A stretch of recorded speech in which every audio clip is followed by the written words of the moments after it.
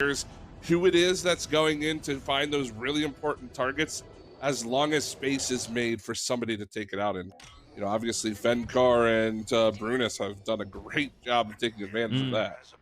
Well, chat, if you want a game 3, drop an I believe in chat. Give Devastator your energy because they're gonna need it. Splinter looks indomitable at this point, and we're playing on the most neutral of maps. You've got nowhere to hide here. Sure, Cloud Schmouds at this point. They'll find you anywhere, and here comes the long-range fight. Who wins the opening dogfight? We'll see how this goes. So far, that Y-Wing play from our boy Fenkar has been just absolutely unstoppable and has won them first phase on Rebellion over and over again. Double bombers to start out, and Raven Eye goes down immediately, not in that support ship. So it's going to be a 4v5, though Nop is very low as well. However, see Fenkar kind of splitting off, finding some AI targets to just try to push that bar. It does take a lot of damage. This is pretty back and forth. Good play from Devastator Squadron right now. Dazu, I believe he picked up that kill on Fenkar. Might trade his life for it, though. But with these other defenders in the mix, I'm sure Jester and Swift have gotten the call-outs. They're going to be trying to patrol here. This is a really important start to this game. The double bomber play might be the thing that earns Devastator the win on the AI farm here for the opening round. So far, we haven't seen the Y-Wing play actually make a difference, and they're really one farm away here from being on offense for round number 1. And what a way to set the tone. Starting to get pushed back a bit. Brunus going to try and do work. Just keep this bar alive, but not finding much of anything. He's going to fall back again, leaving them exposed, and there it goes. All right, we'll see Devastator start on offense for round 1. Goodness, that felt like it took a little bit longer than it should have, but they win the early game dogfight, and now it's up to them to try to put together a good offensive here. Random going to stay in that TIE bomber. I'm not sure. Oh, I was going to say, can we switch over to him? But I can look at what his thing is over here. I want to know if he's using the beam or not. I know that some players choose to use it. It can be quite effective. It's just outside of doing any kind of hull damage or capital ship damage, it's just really not a useful auxiliary. So interested to see what his lineup is. Is he just sitting in the... Okay, he's finally out now. That was kind of weird. Like, he couldn't decide what he wanted to do. But anyway, the assault continues, but for how much longer, that's the question. Well, so far the Raider has remained uncontested, and it's halfway through shields on B, and the A frigate is at about 2/3 shields. This is as productive as we've seen Devastator be on phase 1, but we see them backing off a bit, maybe trying to look to go resupply, not even falling back all the way to resupply here. And just at this point, one more kill, there it goes. They'll come on to attack now. Here comes Splinter. Same level of production as usual for phase number 1. All right, I'm concerned about how that went, but we will be momentarily coming back to talk to us, and we'll let you guys know what happens, or we'll give you guys updates as to why we are moving away from the match as soon as we have them there. But it looks like there's a player. There's been a integrity compromising problem has arisen for one of the players. So sportsmanship, we will stop play. We will continue in a moment, see how that goes. But I mean, this first phase, I said it before the match started. I wanted to see Devastator be more productive in phase 1. They won the opening dogfight, got first phase 1 offense, and still weren't quite able to do more than just get through shield. Yeah. Well, I'm not sure. I don't know what the situation is, but yeah, you're right. I mean, would like to see them get a little bit more on that offensive side, but on a map like Yavin, again, with how open it is, it can be very difficult to keep yourself alive on the offensive side, and we see that between top teams when games are evenly matched and the pilots are able to shoot at you as well as these pilots are. It's not a surprise typically to see Yavin kind of get dragged out, because it's so freaking hard to live when you can't hide behind literally anything. Yeah, for sure. Well, we are obviously going to figure out or try to understand what happened in the match that made us need to stop as soon as possible.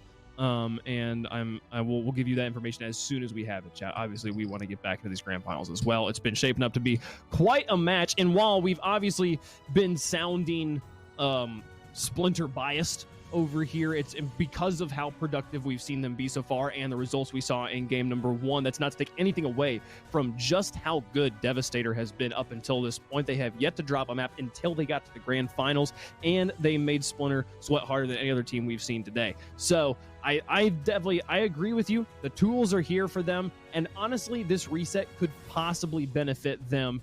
Obviously, this isn't the way they want to do it. I'm not in any way accusing them of doing this on purpose. But there's those moments of like, cool, we got to do a trial run. Let's rewind. Let's do it again. Maybe they'll be more productive if and when we do it again. We'll see how things go. But we'll be getting back into the game here in just a moment. It sounds like, and obviously we'll give you details as soon as we have any. So yeah, this has been a good finals. It has been, and we are back in. I guess a bit of false alarm there. Hope everybody's okay. I know that, it can be hard with everything being online, and what have you. But yeah, bit of a false alarm, and so I think this map is a go, Wave. I think we're gonna continue to play on here, and I got to get my bearings back now, as it looks like Devastator Squadron still on the attack. They've got shields going on both frigates, half hull right now, as Swift is doing a lot of damage to this Nebulon B frigate. Will it be enough to take it down? The morale meter is quickly swinging in favor of Splinter. He might be able to do it. He's keeping himself alive. Really doesn't have anybody contesting him. But yeah, I mean, pretty good start so far, as it doesn't appear that Splinter has taken out any of the cruisers so far yet. And obviously, we say false alarm, but to a certain extent, there's always a degree to which alarms are there to be respected, whether there's something there or not. So I'm glad those players did whatever they needed to do to make sure that they were safe and taking care of whatever that issue happened to be. Continuing on with the match here, and we do have this does actually, I've kind of stopped paying attention to the game because I assumed it wasn't. And so I don't even know what phase we're in exactly right at this point. At this point, it's just from the state we're currently in, both teams with a bit of ammunition in their pockets. We have one frigate down for Splinter, no frigates down for Devastator. So we'll see what happened here. It does look like play continued on stream or on in the server. We just missed it here on stream. So I think we're all okay here. Sure. So yeah, well, everything will be good. We'll see here. This is an early advantage for Splinter, or for Devastator, excuse me. Yeah, early advantage, but right now the attack is for Splinter. Oh, they've split up on both these cruisers, and with no shields. All of the defending fighters were concentrating on the Corvette. The D frigate is actually super low, and it goes down. C now going to be the target. Can they disengage from the dogfights to get power on it? There's at least one uncontested fighter on C. It's trying to put the damage in. It's dropping slowly, but not enough to be too much of a worry. And the biggest problem here, I'd say, for Devastator is that morale bar. They do finally get some kills and kind of swing it back to the middle a bit. Still, close battles.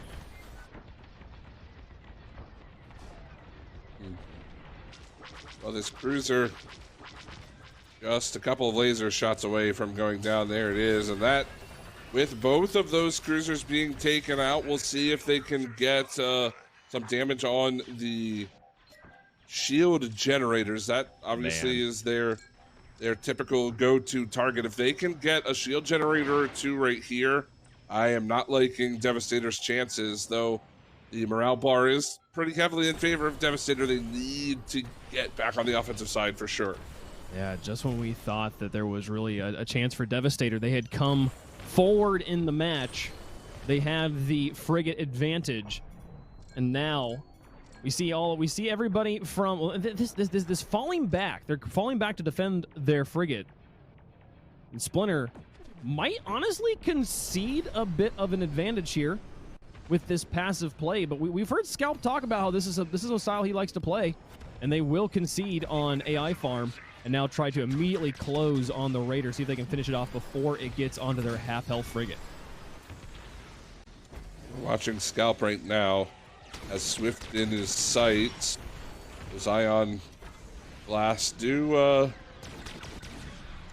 kind of pose a threat to these defenders, but the defenders, again, so maneuverable. They're able to really outmaneuver the A-Wings. However, one false move, and it is lights out for you there. So, yeah, this frigate does look like it is under some pressure. The MC-75 exposed. Good attack, and they still have a lot of that morale on their side right now. Do Devastator. So if they can get, you know, a power system, or of course those shield generators like we've been talking about all day long today, I like their chances. This has been a great attack so far. The Raider's still alive as well. Finally going to be dropping here, and we'll see if that swings momentum enough. Morale, rather. The rest of the Empire trickling in here into a well-defended MC-75. They're going to try and sneak under and see if they can get at the shields. One of the players out on a flank by himself. We'll see the defense adjust and look in all directions. They'll try to catch him right as he pushes in onto the shield generators. No damage just yet. They haven't snuck underneath the shields, but they are going to get them to drop soon and then be able to take shots from far away. And now the damage going on. Both shield generators getting beat up pretty heavily here, and there's the right down. Left shield generator going to be the next in target, and you see them flying over the top, just looking to immediately do work on the other side. But now they're going to have to fall back and defend as the Rebellion will take the lead. Ooh. They get the wins there, and now look to move out behind their Corvette. Yeah, that shield got destroyed in the meantime, though. Yes. Which is good for Devastator Squadron, especially if they can get back on the offensive side. However, with this attack, we got to make sure we keep an eye on Fenkar and Brunis. This is kind of where they shine. I wouldn't be surprised. Yeah, okay. So Raven Eye actually opts to not play the support on this defensive, and I'm not surprised to see him switch off. Rando is probably going to go down in this bomber. Raven Eye actually might fall as well. I was hoping that Raven Eye could support these defenders a little bit more, maybe be a little bit more tanky.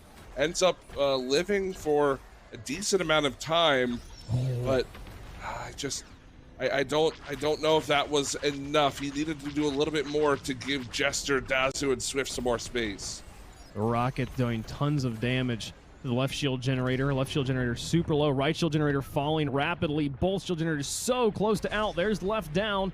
And can they take care of right as well? There it goes. 2 shield generators wiped out, and now onto the power systems. The thing is, though, their power system is exposed on the other side.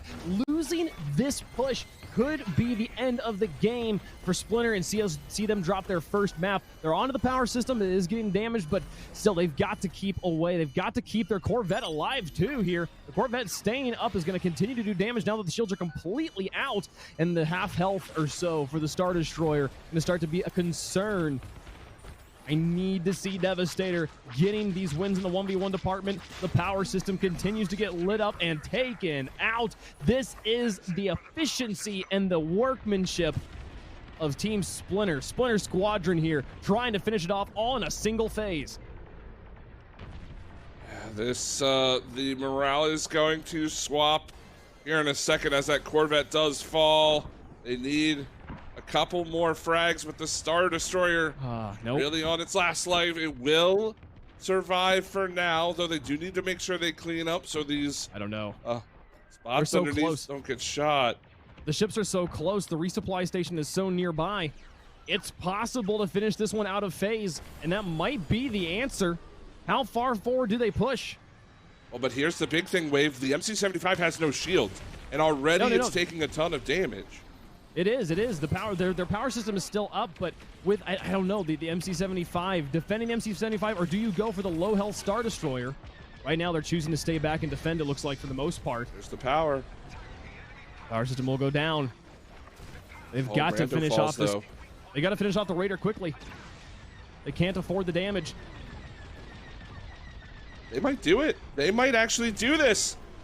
Swift, we're on board with him now. He's trying to find those spots. They might actually pull this one back. Devastator, all in one go, and this was the key. There's the opening that he needs. Can he stay alive? They did it! Hey, wow. Look at that, and we get a Game 3 in the finals. We'll go to the final one. How about it? Team Devastator, the first team to take a game off of Splinter on broadcast, and they'll be happy with that one. That's some momentum going into Game 3. Wow. And I mean, Scalp Walker with 11 kills. I think he nearly outfragged the entire lobby there. Swift with only 4. That's crazy. The combo of